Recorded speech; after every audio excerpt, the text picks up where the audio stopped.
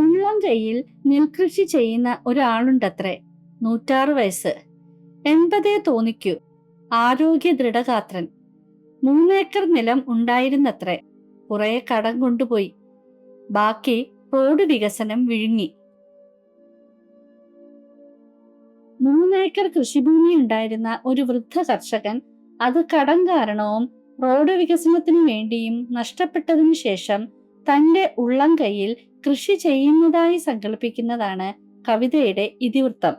106-ലധികം വയസ്സുണ്ടെങ്കിലും പ്രകൃതിയുമായുള്ള നിരന്തര സമ്പർക്കം മൂലം 80ന്റെ ആരോഗ്യം കാത്തു സൂക്ഷിക്കുന്ന ഈ കർഷകൻ മണ്ണിൽ നിന്ന് പറിച്ചെറിയപ്പെട്ട അസംഖ്യം കർഷകരുടെ പ്രതിനിധിയാണ്. തനിക്ക് നഷ്ടപ്പെട്ട മണ്ണിനോടുള്ള അടങ്ങാത്ത അഭിനിവേശം അയാളെ തന്റെ തന്നെ ഉള്ളം കൈയിൽ ഒരു പുതിയ ലോകം സൃഷ്ടിക്കാൻ പ്രേരിപ്പിക്കുന്നു. പുലരും മുമ്പുണരുന്നു, നിവർത്തിയ കൈവെള്ളയിൽ കലപ്പയിറക്കുന്നു, ഉഴുകുന്നു, വിതയ്ക്കുന്നു, വളമിടുന്നു, ഞാറുകൾ പറിച്ചു നടുന്നു, വെള്ളം തേവുന്നു, കൊക്കും എരണ്ടയും തവളയും അതിൽ നിറയുന്നു. വെയിൽ ചായുമ്പോൾ വിളഞ്ഞുകിടക്കുന്ന പാടശേഖരം ഒറ്റയ്ക്ക് കൊയ്യുന്നു. മെതിയും മറ്റും സന്ധ്യയ്ക്കാണ്. കവിതയുടെ കേന്ദ്രബിന്ദു കർഷകന്റെ ഉള്ളംകൈയാണ്. വെളുപ്പിനെ എഴുന്നേറ്റ് തന്റെ നിവർത്തിയ കൈവെള്ളയിൽ കലപ്പയിറക്കി ഉഴുന്നതോടെ അയാളുടെ ഓരോ ദിവസവും ആരംഭിക്കുന്നു.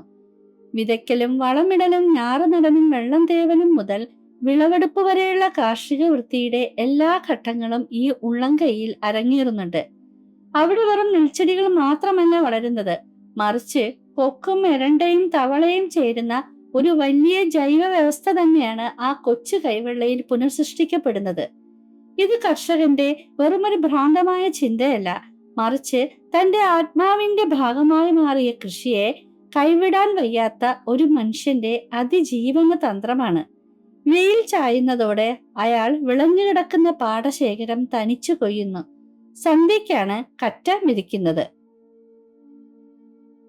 രാത്രിയിൽ അയാൾ സ്വന്തം കൈയിൽ വിളയിച്ചെടുത്ത പുന്നല്ലരിയുടെ കഞ്ഞി ആ കയ്യാൽ തന്നെ കോരി കുടിക്കുന്നു.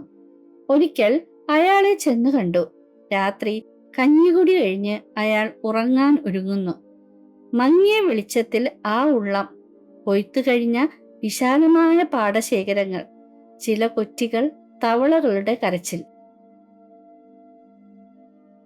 സന്ധ്യയാകുമ്പോൾ തന്റെ സങ്കല്പത്തിലെ പാടത്തു നിന്ന് കൊയ്തെടുത്ത പുന്നല്ലരിയുടെ കഞ്ഞി സ്വന്തം കൈകൊണ്ട് തന്നെ അയാൾ കോരി കുടിക്കുന്നു.